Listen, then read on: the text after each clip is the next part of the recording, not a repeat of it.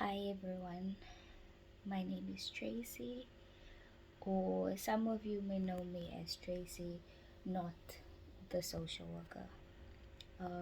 It's been about a month since new me, new year, stepping out of the trauma closet, or at least for me it was just dipping my toes out of the trauma closet.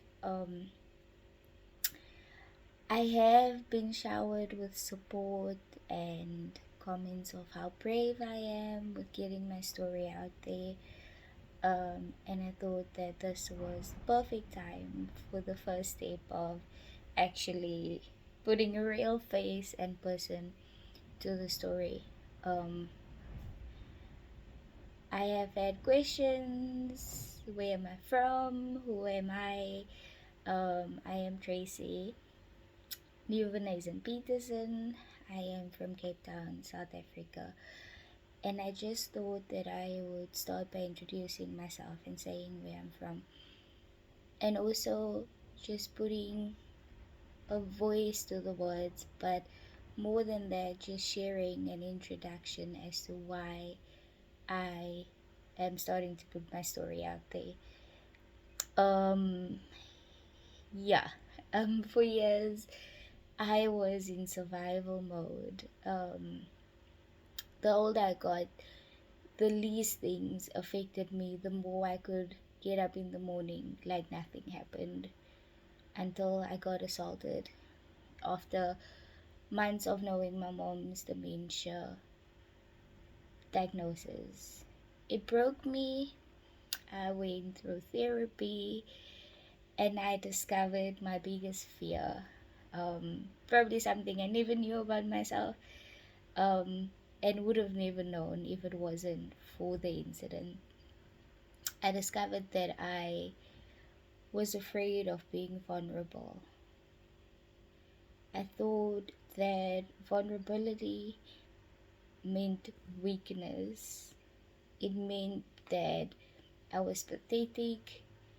It meant that I was less than. Um,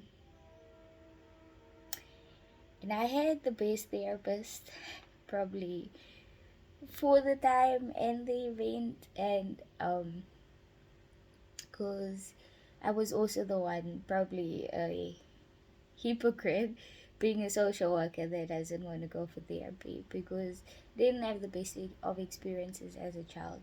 I saw a child psychologist when I was young, and every word I would say, she would be like, "Wow, that is crazy," and I felt like a animal in a cage or a zoo animal at the time, being stared at by all these tourists looking at this exotic animal, and I just couldn't do it because to me I was a person. Like, what many people don't understand is going through childhood trauma or growing up in a home experiencing trauma, that is your life, that is your norm. It is not some wow story to you. And I guess that's also what makes me a good social worker, because I am not the conventional. Um, but it also put me in a position where I knew what was wrong, what was my fears. I knew why I was in the position that I was in. But and I knew and I finally took in my mom's diagnosis, but nowhere in there did I know how to deal with all of this. Nowhere did I know how to be vulnerable, how to redefine my definition of vulnerability. Nowhere in there did I know how to meet my mom over and over and lose her over and over. And it took me back to my high school days when I wrote probably what is going to be the introduction to my book. Um, And I carried it with me for years. I still have it. And in there, I found that I have something. Like for years, I looked at my family and saw all these beautiful talents in my brothers, my nieces, my mom, my father, and nowhere in there could I see a talent within me. Um, and only now in my life when I had a supportive husband and I wasn't always the one being looked at to be the pillar. I was able to look at myself more. And I started writing. Um, and it is something that, as much as it didn't give me answers, or it didn't give me new coping skills, it gave me an outlet. It gave me a sense of finding myself. It gave me a sense of loving myself. And it gave me a sense of pride in my journey. And it also gave me the opportunity to heal and to be.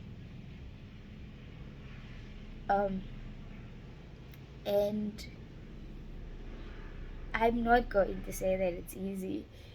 Every time I write a blog post or write part of my story, I read it to my husband and I'm like, can I put this out there? And I do. But I probably for that next 24 hours try to hide from the world and dive into everything else. Um, but then again, I tell myself, this is for me, this is also for the people out there that may have felt like me, felt like you don't have the answers, you don't know where to go. You may know what is wrong, or you may know what is making you feel the way that you do, but you don't know how to feel better. And I just thought that I would not hide behind my words, and instead of just putting my toes out of the trauma closet, actually put 2 feet out. I truly hope that each one continues reading and sharing on this journey with me, because this is not just my journey, but it's also my hope to help others on this journey to heal, and eventually completely step out of that trauma closet. Um, yeah. I'm not sure if I would ever put myself out there on camera again, but I've also got a confession to make that social media is a challenge for me, getting myself out there. And I do, as much as I get showered with your well wishes, I get a lot of questions and I will try my best to answer them. Um, but this journey has only started for me, and I hope that each one will be as patient with me as I'm trying to be with myself. So, yeah, guys, this is my second coming out. Um, I hope there will be many more. And thank you for reading and traveling on this journey with me.